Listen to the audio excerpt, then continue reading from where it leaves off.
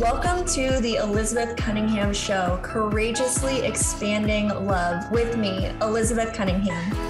Has the way that love has arisen in you seemed out of place or even taboo? My mission is to expand the conversation of love in the world. Is it possible to have deep, loving, healthy relationships?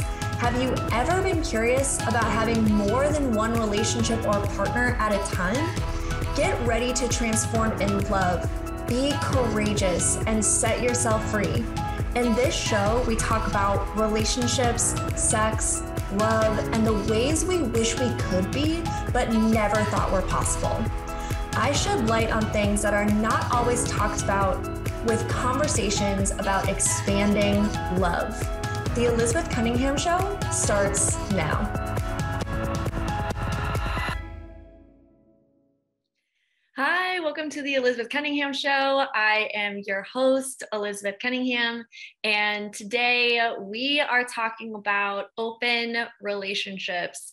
And I often get the question, what's the difference between polyamory and open relationships? Because I'll say that sometimes. I'll be like, oh, talk about polyamory. And we also talk about open relationships. And people are like, oh, what is the difference between polyamory and open relationships? And today our guest is Gwen Le Corre, and she is going to be answering that question and many more questions that we have about open relationships. And I am so excited. So if you've ever been curious about what the heck is an open relationship and how does it work and how is it different and what are the nuances and why are people even in open relationships in the first place? Like, why would you even do that? And why is it so trendy right now? Like, it seems to be like the thing to do is like be in an open relationship. And so is it just like a fad? So anyway, all of this is going to be explored and answered and talked about. And I'm going to introduce our guest. Gwen Le Corre was born in France and she lives in New Zealand and has been living in New Zealand for the past 8 years and started off as a certified life coach and slowly specialized in are starting to specialize in couples therapy and NLP and relationships in general, and has been in an open relationship for the past 7 years now. I can't read. That's why I can't speak, because I can't read.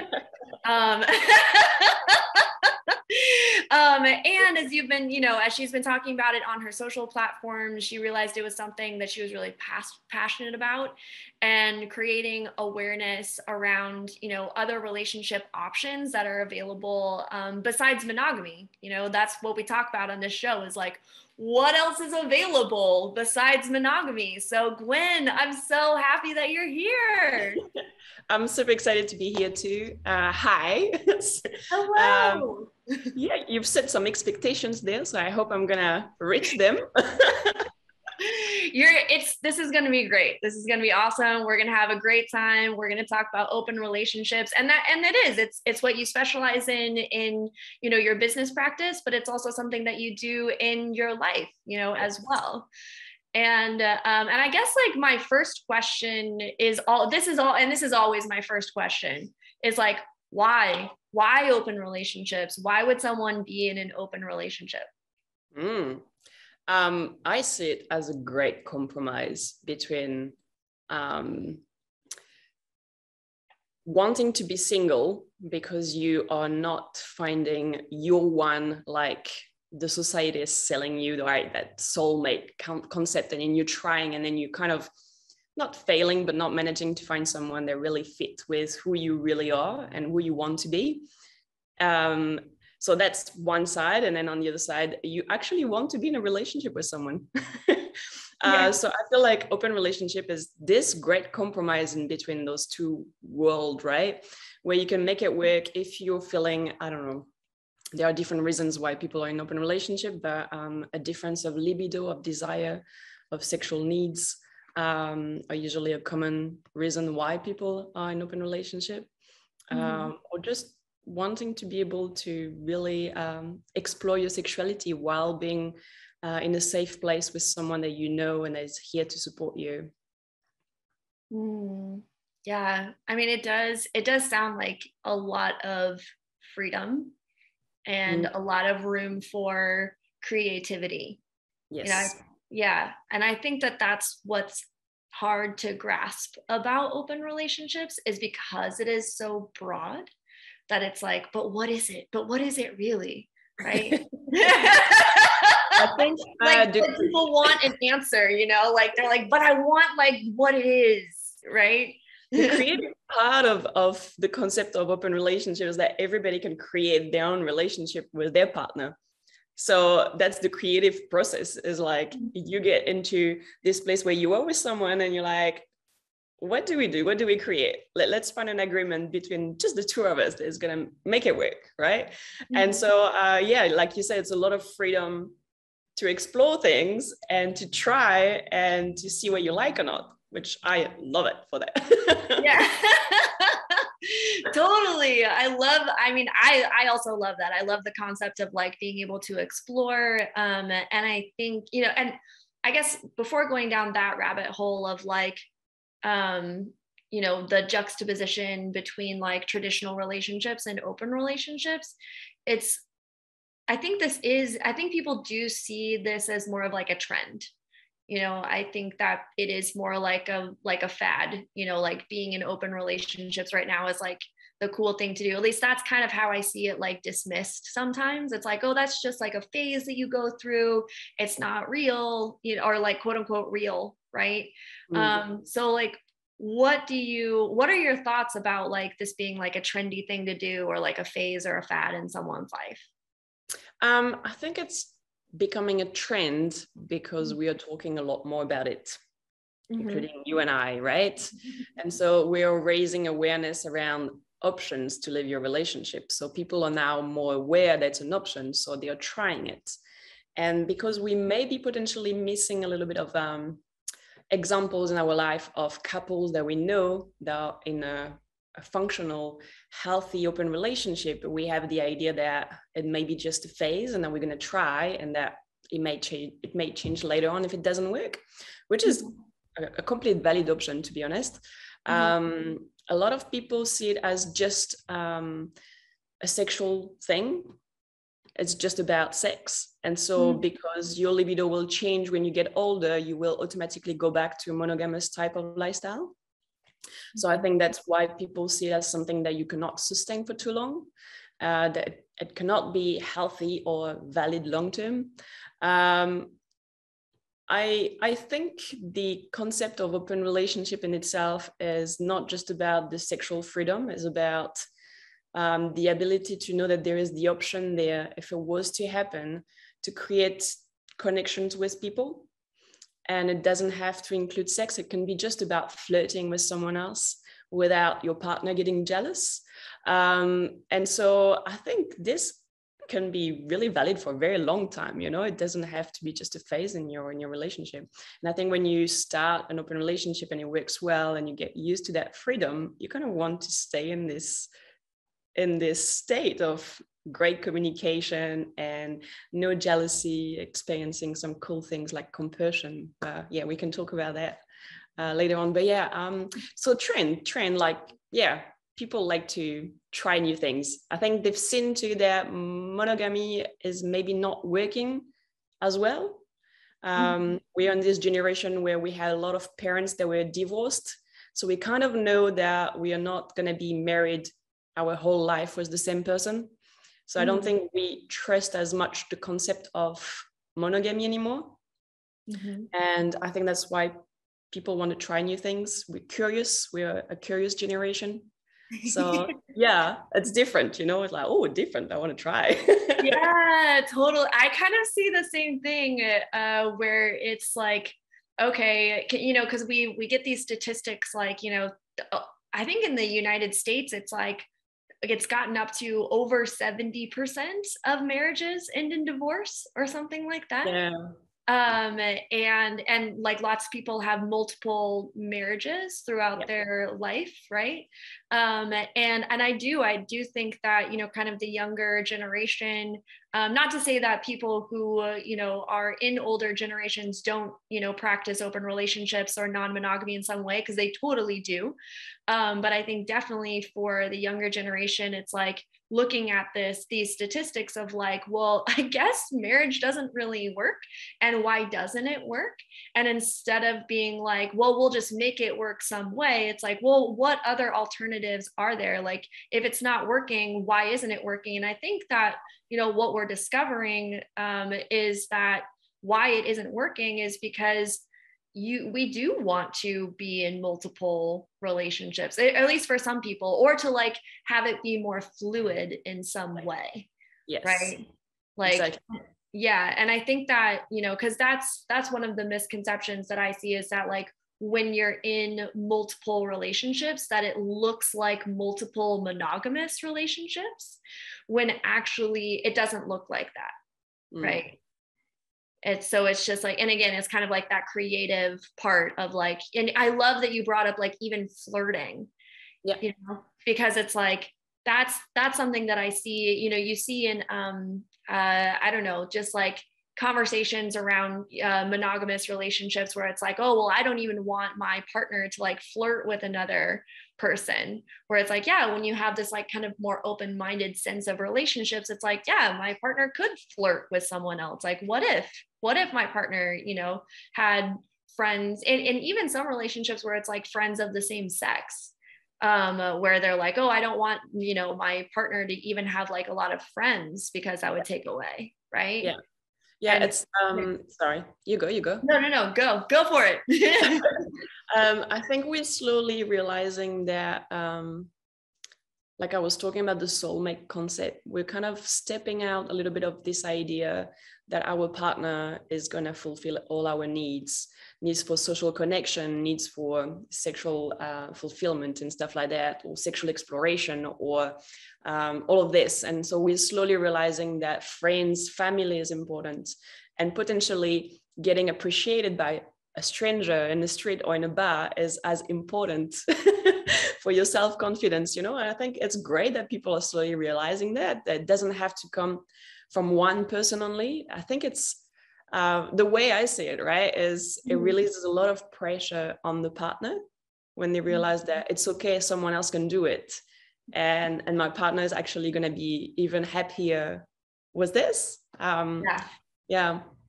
I love that. Okay, well, we're going to head off to a break, but what we're going to talk about after a break is like this concept of what you said earlier, compersion, but it's this idea of that your partner could actually be happy for you, that you are in other relationships, or that you're engaging in flirting or whatever it is, but that your partner could actually be like happy about that. And I think for some people, that's just like a mind-blowing concept.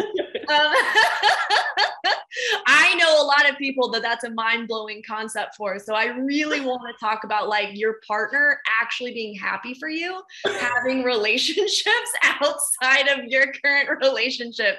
So after our break, that's one of the things we're going to talk about.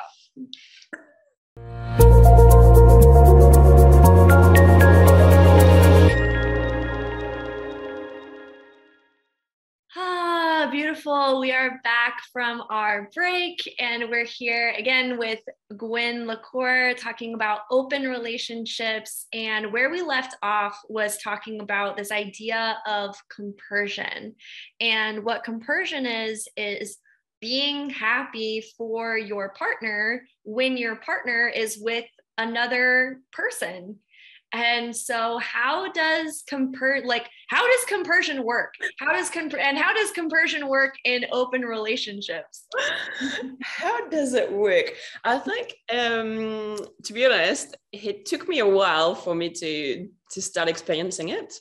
I think you need to be in a stage of your relationship where you've passed all the jealousy issues that you may have been experiencing, that you're feeling confident in who you are, that you do not have insecurities anymore. And once you've passed all of that, which is one of the best things about open relationship, you actually have to do the work.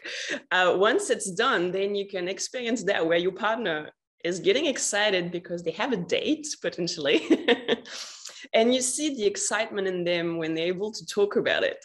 And it's so cute. It's super cute.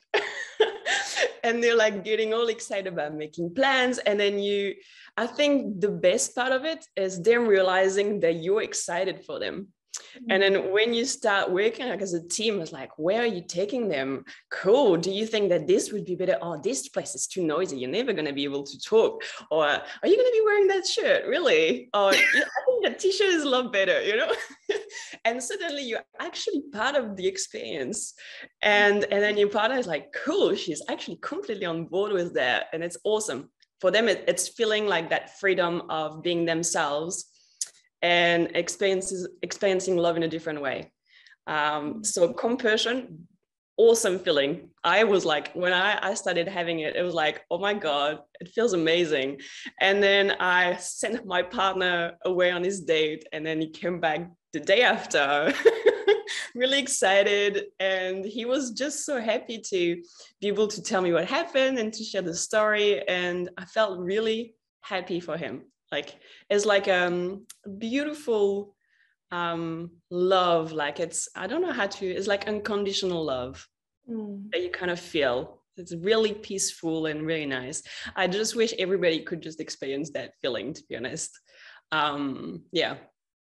Yeah, no, I mean, compersion, and I agree with you, and that was the same for me. Like compersion took a while for me as well. And I also found that and I haven't talked very much about like my own story on this show yet. But when I first started out inside of polyamory, which is separate from open relationships, but when I first started out in polyamory, I was kind of like a wrecking ball. Like I was just like, I'm just going to date everyone and sleep with everyone. And, like, I'm just gonna, if anybody knows me, like I do everything 110%, like immediately. And what I noticed for myself with compersion was that with some relationships, it was easier than with other relationships. And I think that it's this testament to, and you brought this up, but it's this testament to, different things get brought up with different relationships, like different types of jealousy or insecurities or, things that you tell yourself, about your partner, right? Like the stories that we make up. So Brene Brown says it in that way, right? The stories we tell ourselves. Yes. And I think with some partners, the dynamic kind of fosters really great communication from the beginning. And Sure. so and it was really easy for me to feel that compersion in those relationships. But in some relationships, it's like, neither of us were at a point where we could fully openly communicate, or didn't even know how to like communicate our insecurities and how we were feeling and the jealousy that was arising for us. And so it was harder to feel that compersion in those relationships because we hadn't, like you said, we hadn't worked through all of those things that we needed to really kind of come out on the other side, right? And so, I think that that's really beautiful. And I also think that that's really worth stressing because I often see in, forums online where people are kind of beating themselves up because they're like, oh, well, I haven't felt compersion, is there something wrong with me? Is there something wrong with, is this lifestyle, not for me because I haven't felt compersion yet? And so I think that that's really important to stress is that, sometimes you got to work through your own stuff first to really be able to come out, on the other side of that. I use an analogy, actually 2 analogies for depending on the clients with who I'm working with or who is telling me that. And I know it's different because we're talking about sexual matters in general or dates, and it's a little bit different. But if your work life is crap and you're not where you want to be in your career, and then your partner comes back home and tells you they've just got that amazing promotion, it's harder to feel extremely happy for them because you're struggling yourself to understand what's wrong with you, and you're like, okay. And I think if you're able to understand, okay, this is because I would like my career to be a bit different, if you're able to talk about it with your partner, if your partner is understanding that, okay, I know my partner is not where they are at the moment in the career, and it may be a little bit difficult for them to have compassion. Like, you know, if communication is there and you understand your own insecurities, it works well. So I usually do that analogy. And also becoming a mom, for example, if you're trying to become a mom and you're having some issues, for example, and then your best friend comes back and you're like, I'm pregnant after one night stand or something like that, it's a little bit harder to be happy for them, right? Right. No, absolutely.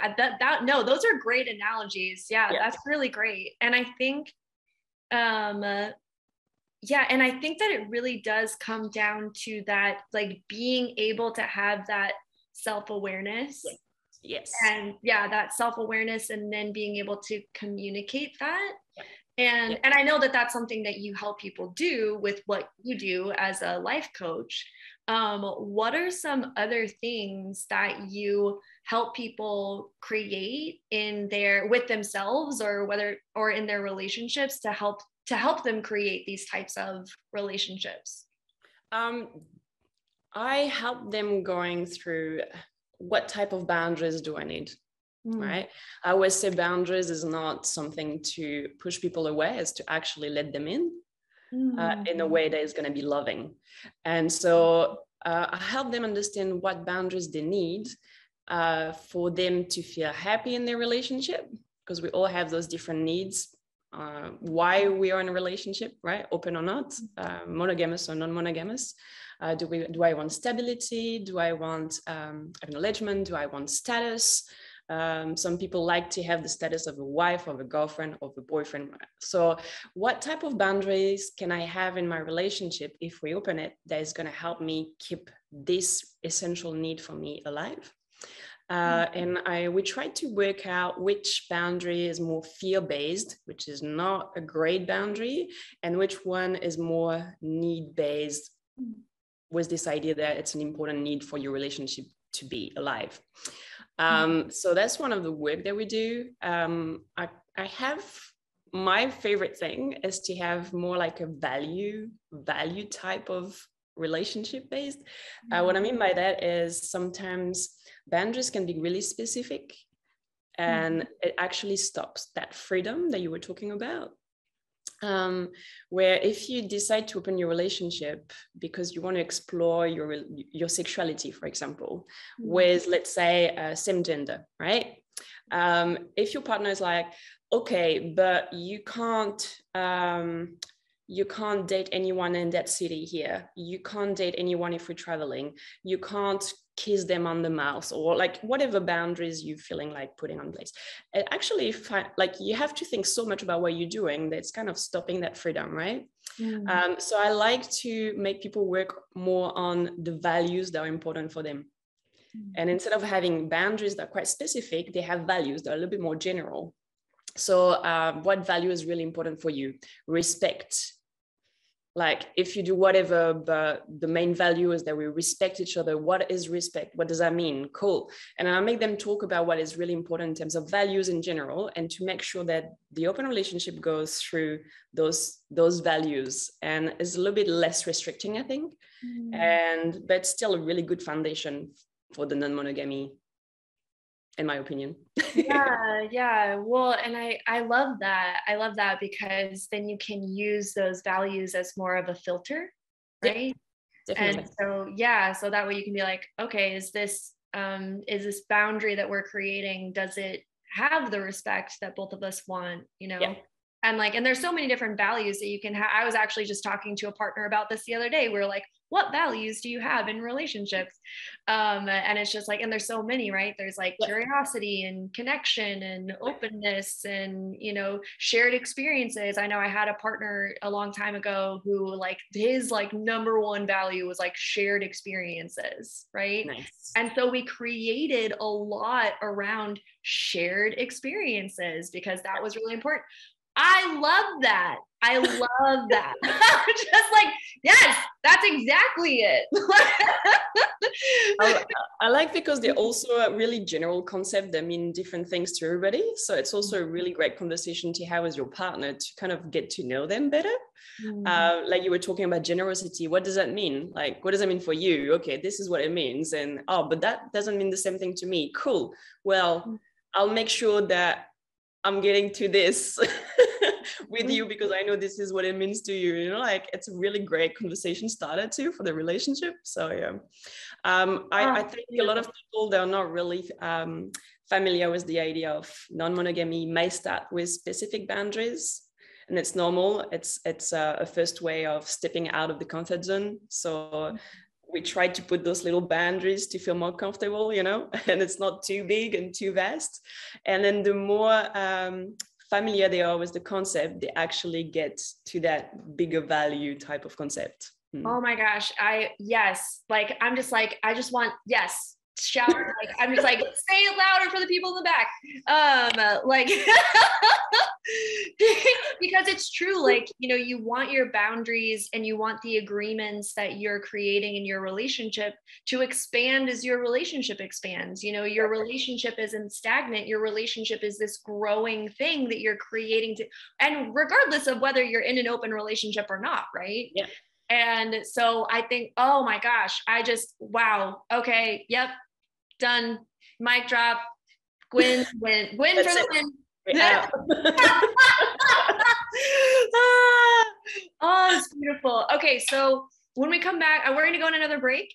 And when we come back from our break, you know, I want to dig a little bit more into like the ickiness, you know, because I think that, you know, and a lot of what we've been talking about is just so beautiful and brilliant, but like, I think people do have like real fears and real concerns and real stuff that they need to work through. And so when we come back from break, we're going to dive a little bit deeper into like, what are the fears? What are the concerns? And then, you know, how do you see people kind of overcoming these things, or can they be worked through? Right. So that's what we're going to talk about when we come back from break. So we'll see y'all soon.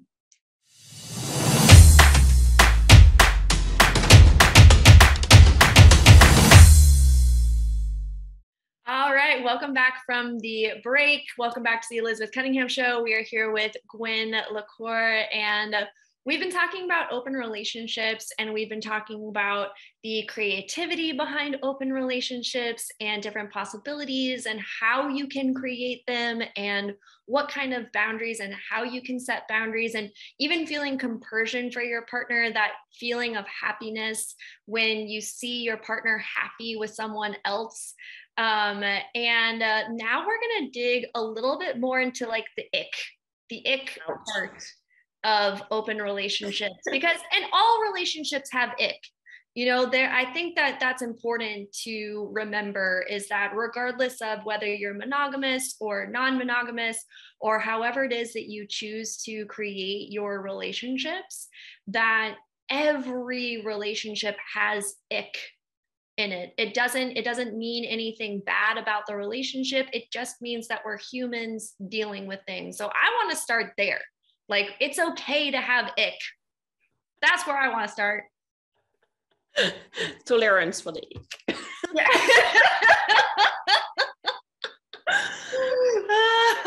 But what do you, so, and then I want to open it up to you and say, you know, what do you see people dealing with in open relationships? Like, I know jealousy is a thing, but like, how do you see people dealing with jealousy? You know, what other things do people really have to deal with and confront in these types of relationships? I'm going to say something that may be a little bit controversial for some, but I believe the main issues you will find in non-monogamy and the reasons why potentially an open relationship may not work are exactly the same reasons why a monogamous relationship may not work. Lack of trust, lack of communication, and jealousy. I'm not going to be able to have any shows after this. You're answering all the questions. Be like, just listen to Gwen's episode. That's no. Yeah. Okay. Say more about that. Say more about, yeah. Okay. Lack of trust, lack of communication, and jealousy. Like that's where you see things really stem from. Yeah, definitely. So most of the issues I can see in open relationship are usually people not communicating enough or miscommunicating, right? People forgetting, like you said, that we all flawed, that we're not perfect. And so we have an idea of our partner and suddenly they do something different, or we have expectations and then suddenly they do something that is not reaching those expectations. And we kind of feel like we've been lied to, right? And we just forget that our partner is flawed and we are flawed, we're all flawed. And if we accept that we're not perfect and that we all have our different filters for communications, then suddenly we pay more attention to what our partner is saying instead of what we're hearing. And it's a little bit different in how we communicate. So if you can kind of understand that, I think that's kind of the role that we have as coach, as kind of being in the middle and translating.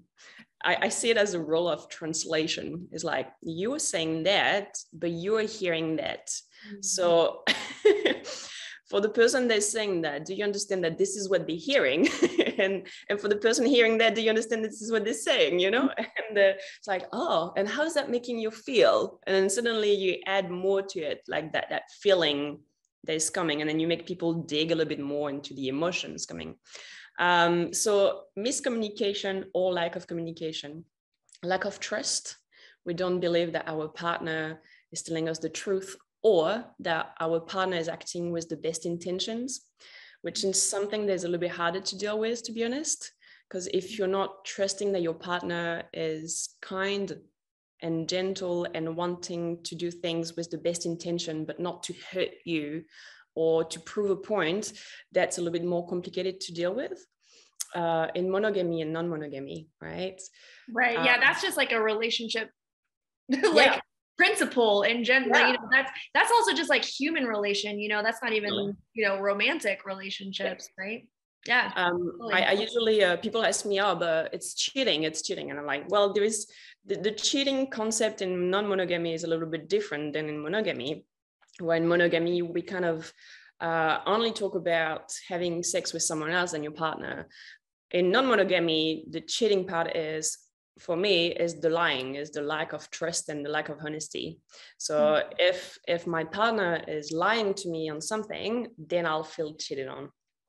And so being able to trust your partner is super important. So exercises for that, and sometimes patience, and once again understanding that your partner may not be perfect, but they're trying their best is the best thing that you can do. And then what was the last one? We had lack of trust. Oh, and jealousy. Jealousy is a small concept. Not just that, just jealousy, you know.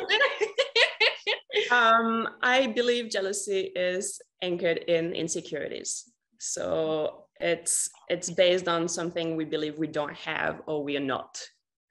And we're trying to compare ourselves with someone else. And obviously, if you don't have to compare yourself with someone else, you don't have to deal with your jealousy, right? Which is what happens in monogamy.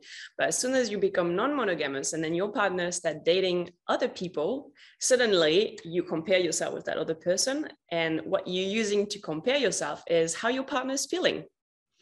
And we tend to forget that there is this awesome thing called new relationship energy that is really awesome. Which is this new energy that you feel when you're meeting someone, and this all new and mysterious and exciting. And so you see your partner getting so excited with someone else, and you're like, oh my God, like my partner's not like that with me right now. And we forget to think, but they were like that with me before. Right. Or you use that as like the comparison, right? They're like, oh, you're like, oh, you used to be with me like that, but now you're not anymore. And you forget, or you don't know that it's like, well, that's the new relationship energy, and all new relationships have new relationship energy. And yeah, if you've been with someone for 3 years, 5 years, you know, now, you know, you don't have that new relationship energy, but you did at the very beginning. Yeah, totally. So it's comparing apples and and peers, really, or it's yourself comparing to yourself to Instagram photos, you know. It's the same idea. You get jealous because you have an idea and you're comparing yourself to this idea, and it's like you can't compare the two of them.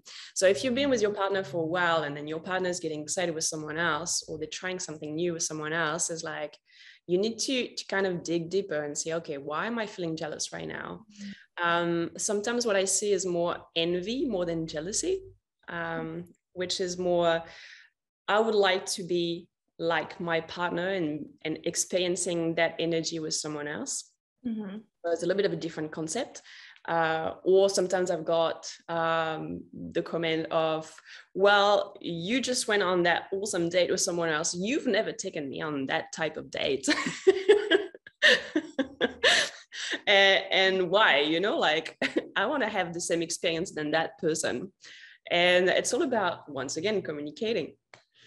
Well, did you tell your partner before that you wanted to go on a date like that? No. Did you ever express that that was something that was interesting you? Nope. Did you maybe mention that you did that with an ex before and you hated it? You know, like, and so now your partner's like, yeah, I'm not gonna do that with you. Right. So Yeah. it's really funny. Like it's funny. It's not funny when you go through it, but once you start understanding where it comes from, it's pretty cool. Yeah.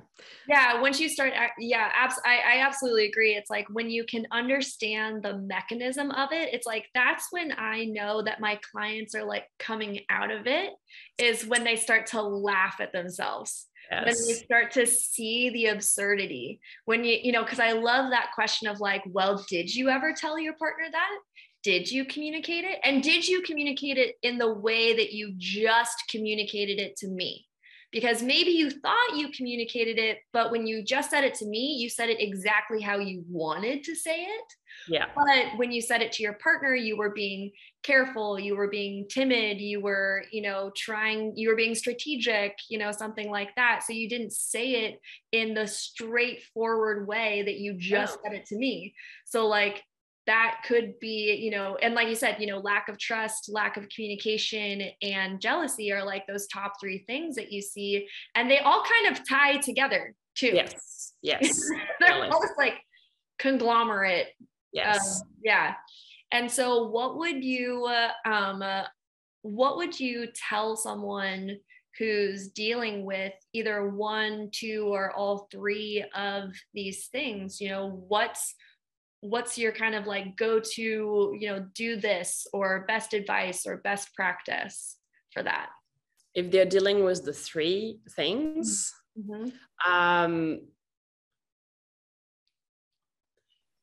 patience towards themselves, because they will need to grow their confidence and deal with the insecurity, which is like a personal individual work. Patience with their partner, on the fact that if they need to build that trust, it's like telling a teenager, you can go to that party, but you have to be back at midnight, right? And if your teenager is doing it a few times, then you start building that trust that if you push it to 1 or 2 in the morning, they will respect that, right? You know, it's like I say it as a it's a funny analogy, but I totally get that though. Yeah, it's building that trust. So if you tell your partner, look, let's start at the moment where I'm happy for you to go on a date with someone else, but I would prefer if you do not have a sexual experience right now, and maybe do not sleep at their place and come back home after you've been on your date. If your partner is able to do that while you're getting comfortable with the idea of non-monogamy, then you're obviously going to trust your partner that they have the best intention and everything. So that's patience with your partner. And then, yeah, I think it's all about that, because communication too takes time. Because we start with so many assumptions that our partner can read our mind, that our partner communicate the same way we communicate. And, you know, like we're actually, if you kind of slow down, it's like, wait, they are their own person with their own filter and their own background, culture, experiences, education, whatever. And it's helping a lot. So patience. I think we're all under construction. I always say that we're all under construction, but we spend our 21st years kind of building ourselves and building a home based on what we can see, what we hear, etc. And then after that, it's unbuilding to rebuild. Oh my gosh. How many mic drops? How many mic drops was that? I think that was like 3 at least, right in a row. All right, we're going to take another break. And when we come back, we're going to talk about, what are the best practices here? Okay, great. We've talked about how it can be and how it's creative. We talked about the ickiness, but it's like, okay, now we have all of this information. Now what do we do? Like, what do we do with this information? And so that's what we're going to talk about when we come back.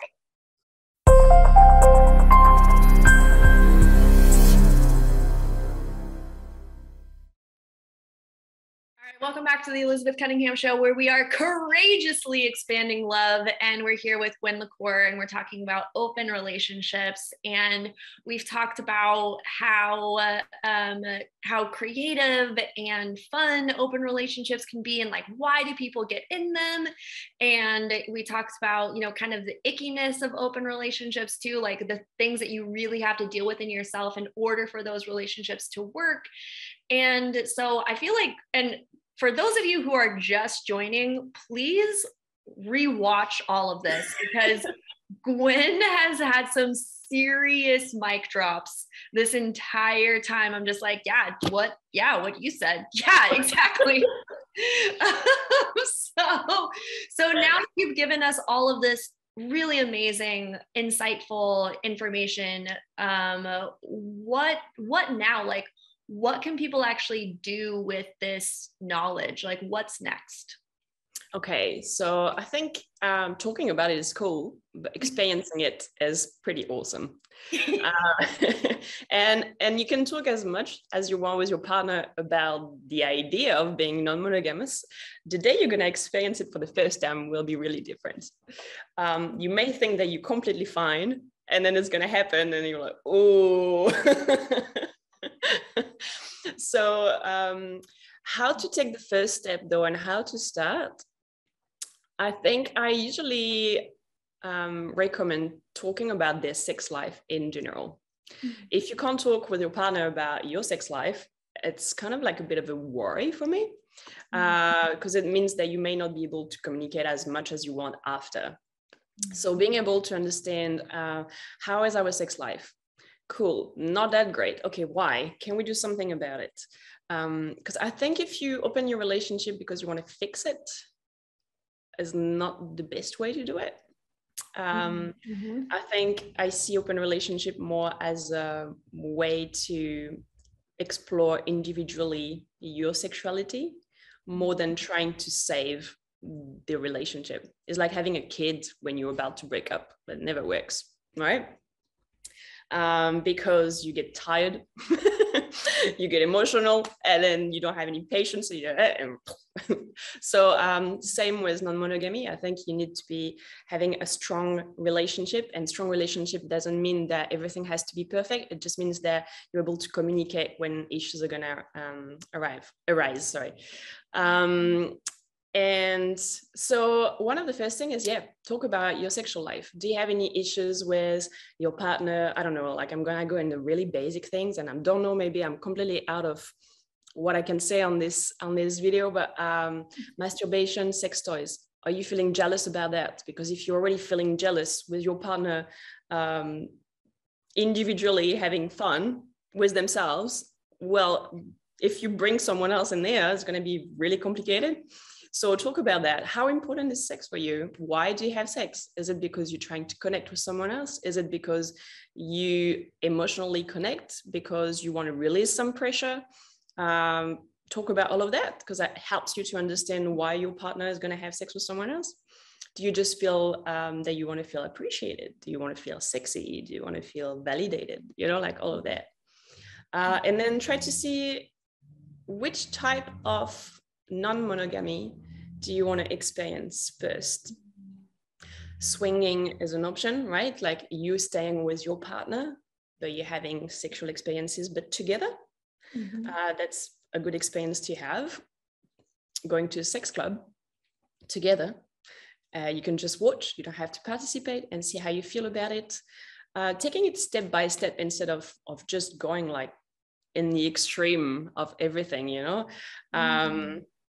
I was listening to this podcast last time about fetishes, and it was really funny because it's not because you tell your partner that you like potentially to be in an open space where you're having sex with your partner that it means that you need to go in the middle of the mall and just have sex in front of everybody. Right. You know, like there's like little steps by little steps, and see how you feel about things, right?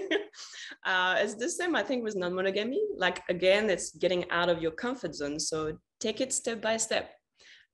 Talk about it and try little things. So maybe just flirt with someone and nothing else, or maybe just go on a date with someone else, but don't stay the whole night. Like all those little things can help if you're starting your open relationship. Yeah, beautiful. And I think that it is really important to take those small steps, and that like no step is too small. Yes, exactly. No step is too small. And I think even like looking at dirty pictures on the internet together is a step. You know, like you don't even have to leave your house. Like just pull up on your phone like dirty pictures, and it's just like and just ask each other like, hey, like what do you like about this? Like, does this excite you? You know, like what do you like? You know, like getting curious and being able to explore in the way that feels safest to you, right? Yeah. So being able to talk about your fantasies with your partner, obviously, or just one little test I usually say to my clients is, if you're walking in the street and then you look at someone from the opposite gender and you're like, oh, wow, she's really sexy, and you check how your partner feels about her. If your partner is getting jealous, then maybe try to check what's happening there. There is obviously something happening with your partner. If just talking about someone else is making them feel insecure, how can you support them? I think it's important to remember that it's a relationship, which means that you're supposed to support each other during the journey. It can't just be one is like doing whatever they want and the other one is struggling to stay afloat, you know? Right. Yeah, absolutely. Beautiful. Okay, so as we're wrapping up the show today, I want to ask you if there's one thing that people take away from you seriously, so many gems. And that for anyone who's joining right now, go back and watch or listen to the whole thing. But so many gems. What is the one thing that you want people to get out of listening to the show today or watching? Oh, damn.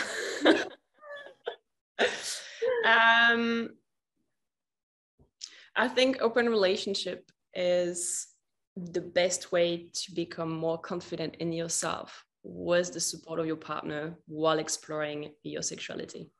I think it's a beautiful way of experiencing intimacy and communication with your partner to a best level you can imagine. Thank you. Yes. All right. How can people find you? How can people get a hold of you? Tell us more about how we can reach out to you. All right. So I've got a website. I've got a TikTok platform, which is not maybe the best to send me messages. Instagram is definitely the best place. The pseudo is Munay, M-U-N-A-Y, Open Relationship. Same for the website.com, www.munayopenrelationship.com. I do have a book to deal with jealousy if you're in an open relationship that you can find on my website and on Instagram too. What's the name of your book? Dealing with Jealousy. Oh, Dealing with Jealousy. Oh, there you go. Perfect. Awesome. Yes. All right. Anything else that you want to share? To share? Well, first, big thank you for you to welcoming me to your show. I think it's amazing what you're doing. I love that you are, I think, with the same idea that I have, that the more we talk about it, the more we normalize non-monogamy, and the more people feel more like safer to try things, even if it doesn't work out. It's never failure, it's just experience. And you may experience one day non-monogamy and decide it's not for you, but at least it's a choice. Yeah. Oh, beautiful. Thank you so much for being on the show.